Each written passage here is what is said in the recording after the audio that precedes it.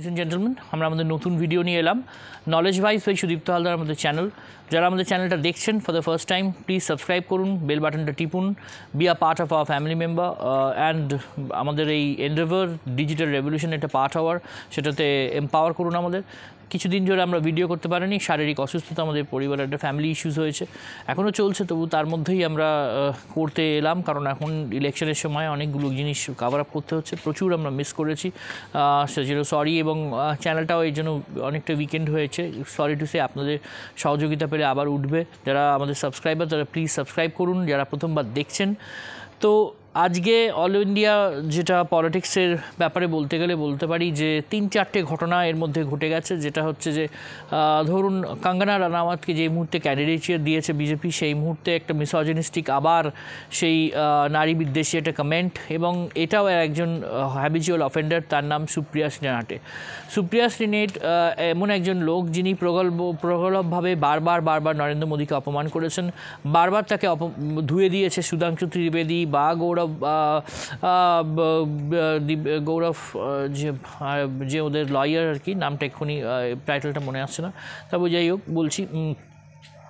তো এবং আরও অনেকে, এবং সম্বিত পাত্র থেকে শুরু করে অনেকে, তো কিন্তু তার লজ্জা হয় না। তিনি ব্রাউনি পয়েন্টস পাবেন বলে, রাহুল গান্ধীর ক্লোজে আসবেন বলে, নজরে আসবেন বলে পেতে এমন কিছু পয়েন্টস কথা বলতে গেলেন যে বলতে গিয়ে এমন একটা কমেন্ট করে ফেললেন যে মান্ডিতে যেন রেট কত, মানে মেয়েদের রেট কার্ড করতে চলে গেলেন।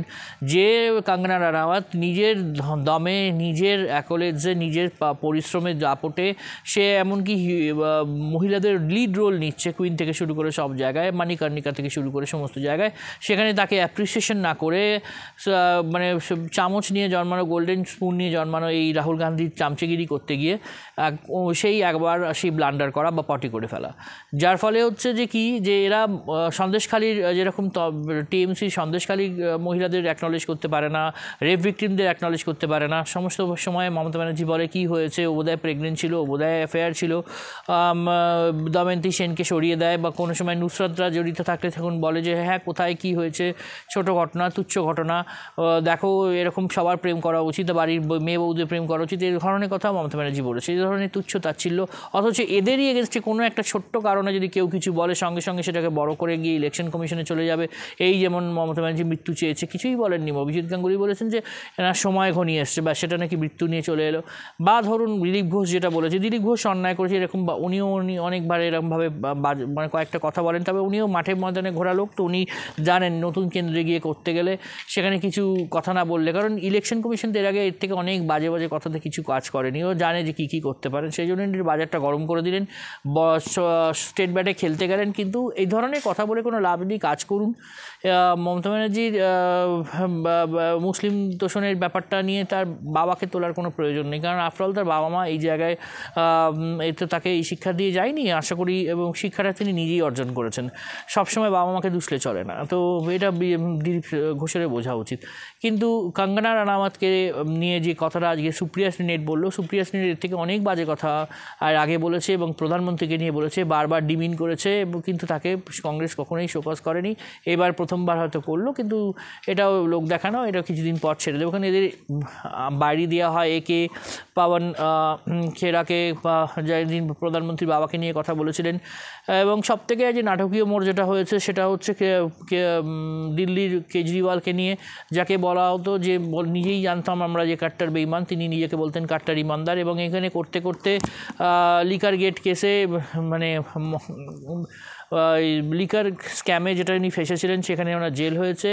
ইডিতে গিয়ে বিরাট নাকি উনি খোলাসা করবেন বলে গিয়ে বলছেন না ইলেকট্রাল কি মুশি প্রসব করলেন না, ইলেকট্রাল বন্ডে শারদা রেড্ডির থেকে বিজেপি টাকা নিচ্ছে, যার সাথে যার কোনো রিলেশনই নেই। সারা ইলেকট্রাল বন্ডের সঙ্গে লিকার গেট কেসের কী রিলেশন, এবং এখানে জল বোর্ডের সঙ্গে থেকে ওর দুর্নীতি পাওয়া গেছে, ওনার বাড়িতে সে শীষমহল, সেখানে দুর্নীতি পাওয়া গেছে, 338 কোটি টাকার আরেক জায়গায় দুর্নীতি পাওয়া গেছে। প্রত্যেকটা ক্ষেত্রে কাট্টার বেইমানি করে গেছে, এবং টাকা নিয়েছে প্রায় দেখা যাচ্ছে 600 কোটি টাকার ওপর স্ক্যাম, খালিস্তানি টাকা পেয়েছে প্রায় 450 কোটি টাকার ওপর, এবং টোটাল মিলিয়ে 1600 কোটির ওপর টাকা তারা খালিস্তানিদের থেকে পেয়েছে। তাহলে বুঝতে পারছেন পারছেন এই লোকটিকে ব্যাক করছিল কে, এবং এই লোকটিকে এখন আমেরিকাও ব্যাক করছে, সিআইএ তার ভেতরে তার খবর আছে, এবং আমেরিকা বারবার স্টেটমেন্ট করছে, জার্মানি করে চুপ করে গেছিলো, কারণ তারা নরেন্দ্র মোদীকে চাইছে না। নরেন্দ্র মোদীকে থাকলে একটা সাবলীল আত্মনির্ভর ভারত সামনে আসবে, যে ভারত আমেরিকাকে চোখে চোখ রেখে ডিল করতে পারবে, এবং সঙ্গে এই রাশিয়ার সাথেও ডিল করতে পারবে, আমেরিকার সাথেও ডিল করতে পারবে, ফ্রান্সকেও ডিল করতে পারবে। এটা আমেরিকা পছন্দ করে না, সে দাদাগিরি করা পছন্দ করে। সেই জন্যই সে চাইছে একটা উইক গভর্নমেন্ট হোক, যেটা মনমোহন সিংয়ের মধ্যে একটা উইক লোক, যে একটা পাপেট হয়ে থাকবে সোনিয়া গান্ধীর কাছে, সেরকম সে গভর্নমেন্ট চেয়েছিল। এটা আমেরিকার প্রপাগান্ডা। আমেরিকা চায় উইক ভারত, উইক গভর্নমেন্ট, যেখানে তারা দাদাগিরি করতে পারবে, তাদের এই আর্ম শুধু বিক্রি হবে, তাদেরই সমস্ত প্রপাগান্ডা চলবে, যেটা পাকিস্তানে তারা চালাচ্ছে। কিন্তু এরা নরেন্দ্র মোদী থাকাতে হচ্ছে না, যার ফলে কী হলো, ওরা আপকে প্রপাগেট করছে এবং আপকে স্পন্সর করছে। একটা র্যাডিক্যাল শক্তি, একটা চুরির সরকার, যে চোরেদের রাজা, সেই লোকটাকে ব্যাক করছে, যাতে এই চোর সামনে এলে অনেক কিছু ঢাকতে গেলে এদের অন্য জায়গা থেকে টাকা দিলে এরা কাজ করতে পারে, যার ফলে সমস্ত খালিস্তানি এলিমেন্টসকে ওরা আমেরিকা এই পান্নুকে প্রোটেকশন দেওয়ার চেষ্টা করছে। এখন কখনোই এরা টেররিজমের মধ্যে এরা গুড টেররিজম ব্যাড টেররিজম করে সবসময়। টেররিজমের কোনো জাত হয় না, গুড টেররিস্ট ব্যাড টেররিস্ট বলে কিছু হয় না। Terrorist is a terrorist. সেটা আইসিসের জন্ম এই আমাদের ইরাকের এই বেখাপ্পা আক্রমণের জন্য জন্ম, এবং এটা আমেরিকা দায়ী। ওসামা বিন লাদেনকেও তুলেছিলেন এই আমেরিকা, এবং পরে সামলাতে পারে না। শিক্ষিত হলেই কি সমাজে সেই ভালো লোকটি ভালো? শিক্ষিত তো লাদেনও ছিল, এমটেক ভদ্রলোক, এমএসসি কেমিক্যাল ইঞ্জিনিয়ার, অনেক লোক থাকে যারা বোম বাঁধে। বুরানমানি আগেও এরকম অনেক লোককে পাওয়া গেছে। অরবিন্দ কেজরিওয়ালে আইআইটি পাস, তাকে দিয়ে দেশের কী লাভ হচ্ছে? অনেক কথা বলেছিল 4+ চৌথা পাস প্রাইম মিনিস্টার, সেই চৌথা পাসও দেখিয়ে দিল দেশকে কোথা থেকে কোথায় নিয়ে যাওয়া যায়।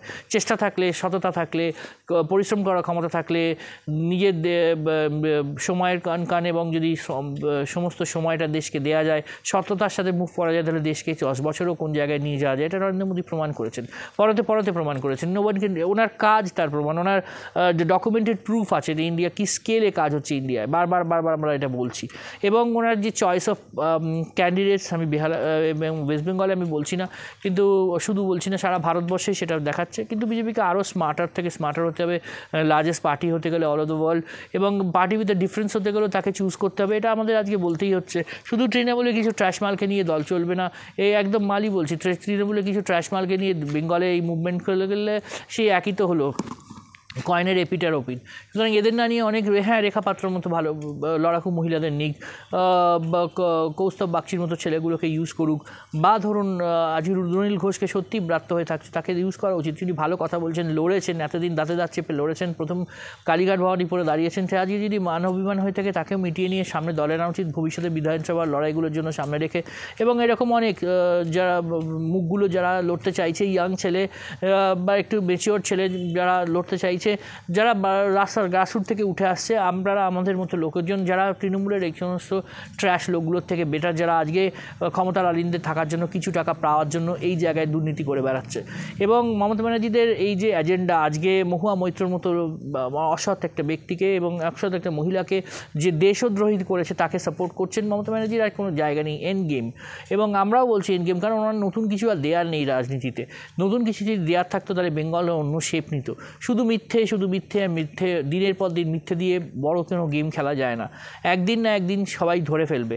আমি আগেও বলেছি, আবারও রিপিট করছি, কিছুদিন কিছু লোককে বোকা বানানো যায়, কিছুদিন সব লোককে বোকা বানানো যায়, কিন্তু সব দিন সব লোককে বোকা বানানো যায় না মাই ফ্রেন্ড। এটা আমি কেজরিওয়ালকেও বলছি, এটা মমতা ব্যানার্জিকেও বলছি, এবং বহু লোককে বলছি, উদ্ধব ঠাকরেকে বলছি, যারা ভেবেছিল মানুষ খুব বোকা। মানুষ বোকা না, মানুষ কিন্তু দেখছে, মাপছে আপনাকে, আপনার কাজ মাপছে, আপনার মুভমেন্ট মাপছে, আপনি কি বিকল্প দিতে পারেন, অল্টারনেটিভ কি পলিটিক্স আপনি দিচ্ছেন। নরেন্দ্র মোদীর এগেনস্টে অল্টারনেটিভ পলিটিক্স কোথায়? তিনি যদি আজকে ইডিসিবিআইকে ইউজও করে থাকেন, তর্কাতীতভাবে ধরে নিই, তাহলে আপনারা এই দুর্নীতিটা করেছেন কেন? তাকে ইউজ করতে সুযোগ দিয়েছেন কেন? বর্ণাতীত দুর্নীতি, যেখানে জায়গায় স্টেটে ধরবেন সেখানে দুর্নীতি, সেটা যেরম বেঙ্গল সেরম কেজরিওয়াল।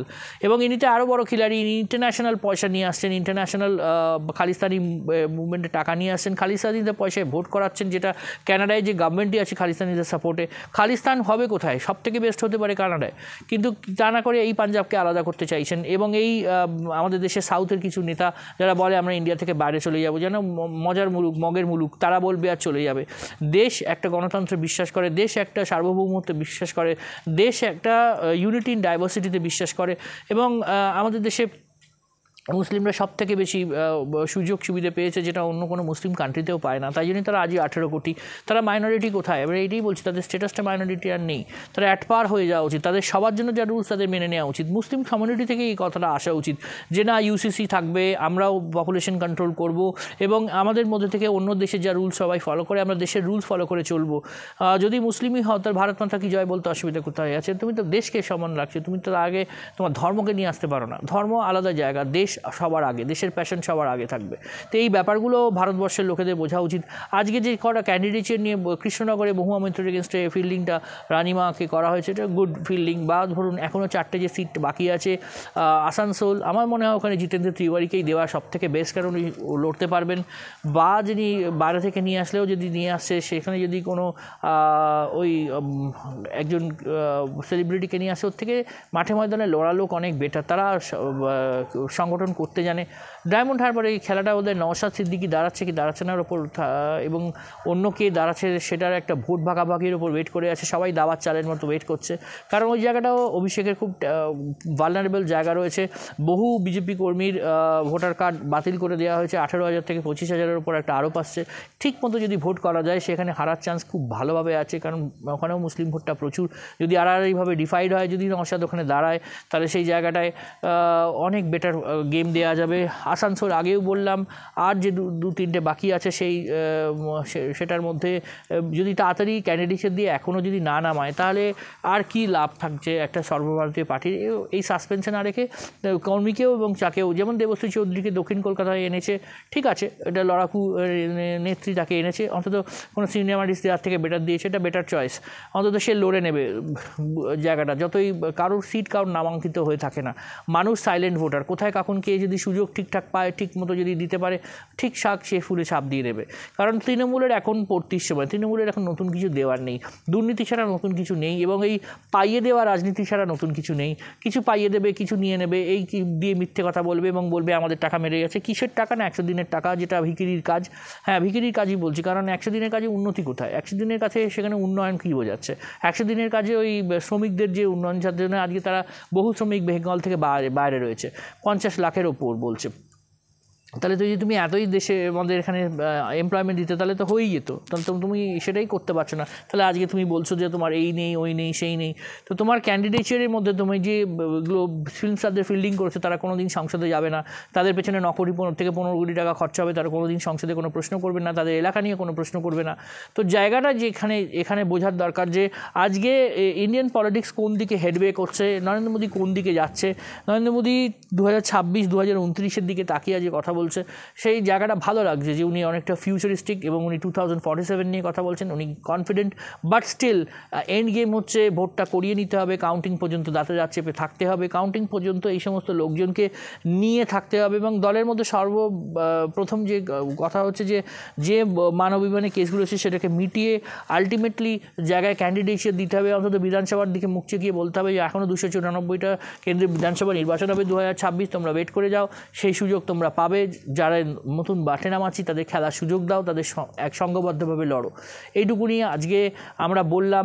এবং এই যে জায়গাগুলো আপনারা ধরছেন, যে পলিটিক্সগুলো দেখছেন বা যে কথাগুলো বলছেন, যেমন স্পেসিফিক্যালি রেখা পাত্রর যে স্বাস্থ্যসাথী কার্ডটা নিয়ে এসে দেবাংশু, যেটাকে সত্যি শুভেন্দু অধিকারী ভাটাংশু বলেছে, ওই ছেলেটিকে আমার দুর্চক্ষের বিষ। কারণ এত প্রগলভ, এত ছোটোলোকমি করে, অসভ্যতা করে রাজনীতিতে, এত পেটি পলিটিক্স করে, এই ছেলেটাকে সামনে আনার কি মানে? তৃণমূলের এই অভিষেক বাহিনীর এই প্রোডাক্ট এইটা, যে কোনো সিরিয়াস পলিটিক্স করতে পারে না এবং অত্যন্ত মিথ্যের আশ্রয় নিয়ে পলিটিক্স করে এবং বিলো দ্য বেল্ট হিট করে। নিজের জেতার জন্য কখনো বলছে, একটা সাপকে দেখিয়ে বলছে অভিজিৎ গাঙ্গুলি আমার বাড়িতে এসছে বিজেপি প্রার্থী, মানে এই ধরনের। তোমার স্টেচিওরের অভিজিৎ গাঙ্গুলি স্টেচিওর, তুমি যদি ওই স্টেচিওর হতে, মানুষই তোমাকে সেই জায়গায় নিয়ে যেত। তাহলে মানুষের উপর ভরসা রাখো না, ওকে সাপ দেখিয়ে তুমি কী বোঝাতে? তুমি বেজি? সেটা হতে পারে না।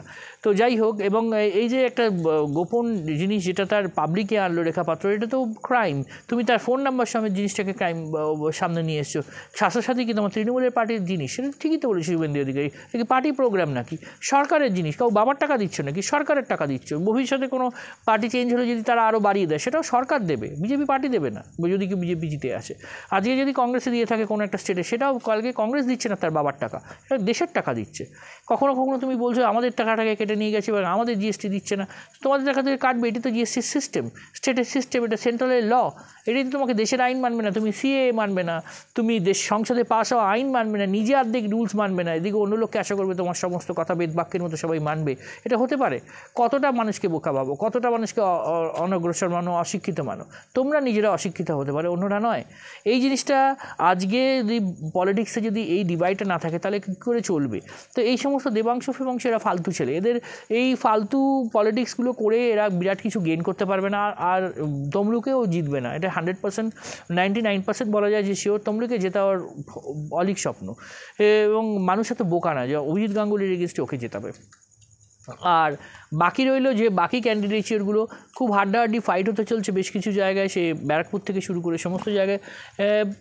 এবং যে প্রেডিকশন দেখা যাচ্ছে মানে 25টা বিজেপি বাকিটা তৃণমূল, সেটা থেকেও যদি আরও ভালো ফল করতে পারে, এই কাউন্টিং অবধি দাঁতে যাচ্ছে থাকে এবং ঠিকমতো ক্যান্ডিডেটদের দেয়। ক্যান্ডিডেটের একটা বড় ফ্যাক্টর, কারণ মোদির নামে ভোট হবে ঠিকই, এটা প্রধানমন্ত্রী করার ভোট, এটা মমতা ব্যানার্জি কোনো ভোট নয়। মমতা ব্যানার্জি নিজেই বুঝে গেছেন মাঝে প্রধানমন্ত্রী হতে চলেছিলেন যে এখানে তার কোনো গেম নেই, সবাই জানে যে মোদি আসছে, কিন্তু সেই জায়গাটাকে আলটিমেটলি করে নিতে হবে।